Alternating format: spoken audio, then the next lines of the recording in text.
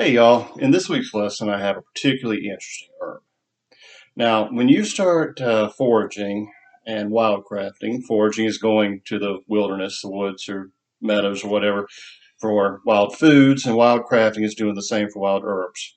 I guarantee you, one of the first things people are going to ask is, how do you know that's not poisonous? Well, today I'm going to talk about an herb that is definitely poisonous, but it's still a useful medicinal herb. This is a poke root. Now, if you're from the South or the Midwest, certain other places, you've probably heard the old folks talk about poke. Might have heard it called poke salad. Salad is Old English, meaning edible greens, usually cooked because the English weren't big on raw foods. Um, where I come from in the mountains, it's called a spring tonic. The old folks love their poke greens, poke salad. Now, you may have also heard it called polk with a L. That's a mispronunciation. It's poke, P-O-K-E. This plant will grow in the 3 to 4 foot tall range. It's usually considered a weed. Most people try to eradicate it, but you can see this big old root with long root hairs. If you don't get this all, it's going to come back. So it's definitely a weedy plant. It will have purple berries on it in the spring. Now that is where most people encounter problems with poke. When kids eat those purple berries, they're not toxic to birds, but they'll make a person throw up or have diarrhea.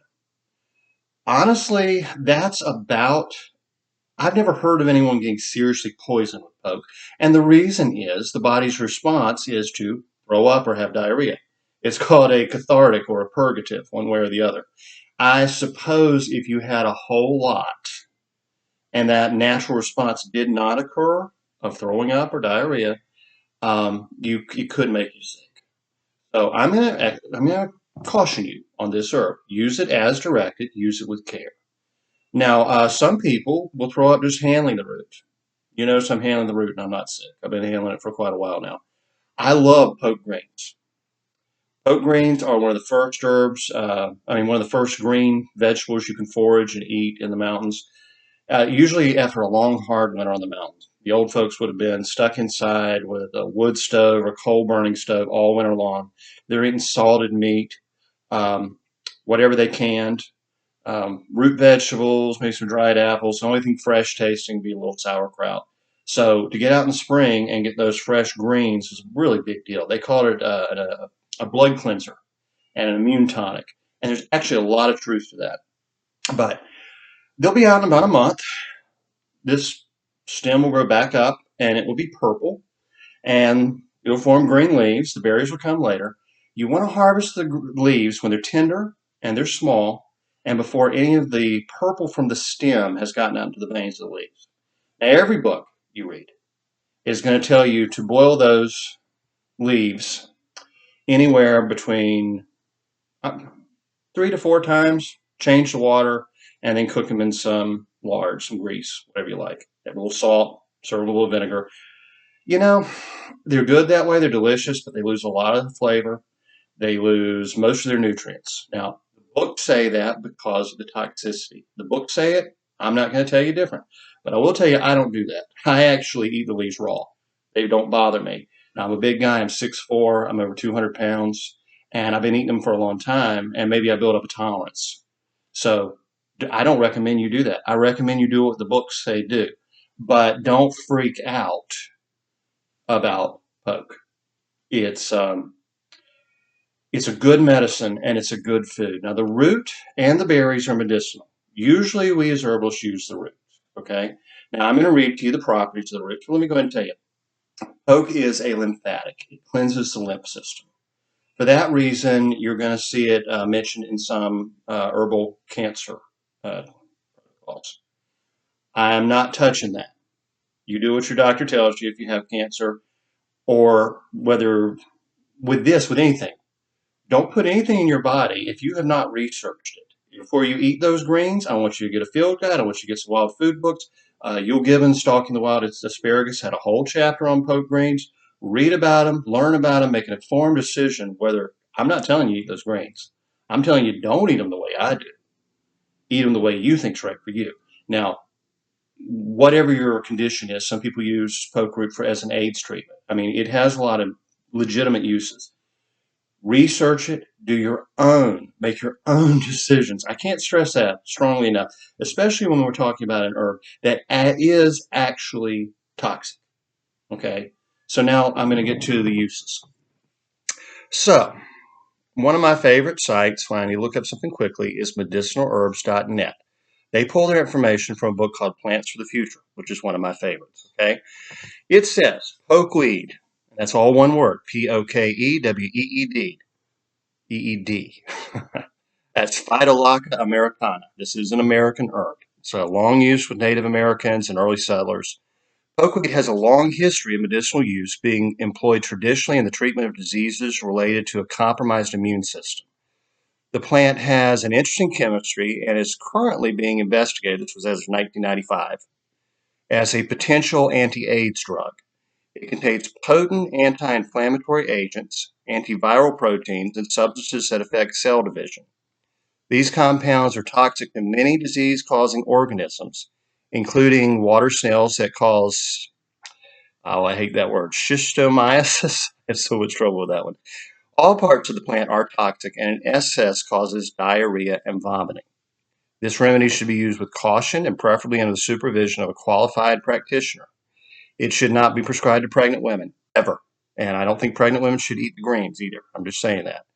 The root is alterative, anodyne, anti-inflammatory, cathartic, expectorant, hypnotic and narcotic, and purgative. And I'll get to that in a minute. When they say hypnotic and narcotic, um, an overdose of this, if taken in tincture form, can depress respiration. So yeah, you can like pass out. So don't, again, I want you to be very careful with this herb, but don't be afraid of this herb. Just use it as intended. If you're going to make a tincture of this with strong alcohol, and you're going to take it literally by the drop. If you use it at all. Okay. Um, let's see, what else can it do? It is good for tonsillitis and mumps, glandular fever, other complaints including swollen glands. And that's because it's a lymphatic. It purges the lymph system.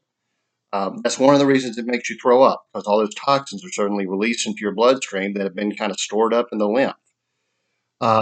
Let's see, it's good for chronic catarrh, that's congestion, bronchitis. The fresh root. Now, this is one of the really good uses for this. If you don't remember anything else, remember this fresh root.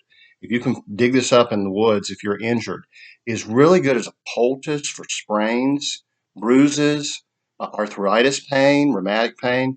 It's very anti-inflammatory. The fruit, that's the berries, is a similar but milder action than the root. And the juice of that is used in the treatment of cancer, hemorrhoids, and tremors. A poultice made from the fruit is applied to sore breasts. A tea made from the fruit is used in the treatment of rheumatism and dysentery. This plant has an unusually high potassium concentrate, and the ashes, which contain over 45% caustic potash, has been used as a salve for ulcers and cancerous growths. The leaves, now again, those are the greens we eat, are a cathartic, emetic, expectorant, and a homeopathic remedy is made from the fresh root, its main actions being on the throat, breast, muscular tissues, and joints. You can see this is a very useful herb when used with care. And Michael Moore, not the filmmaker, the late herbalist, he said that the fresh roots and berries could be used for tinctures, small doses again. He says too much can repress respiration. It's good for mastitis, increases the blood supply to the skin. That's used topically. Good for psoriasis and eczema. Good lymph cleanser. Good for swollen lymph glands after an illness. Good for the skin and secretory. Stimulates mammary, ovarian, and testicular circulation. Best used in formulas. That means you want a drop of this combined with a couple of drops of something else. And let's see. Traditionally used for the goiter and hypothyroid. Um, up to, now he says a half ounce of the root or berries can be fatal. Now again, it's probably going to be, go by those recommendations. Even if I think they're a little overstated, go by his recommendations.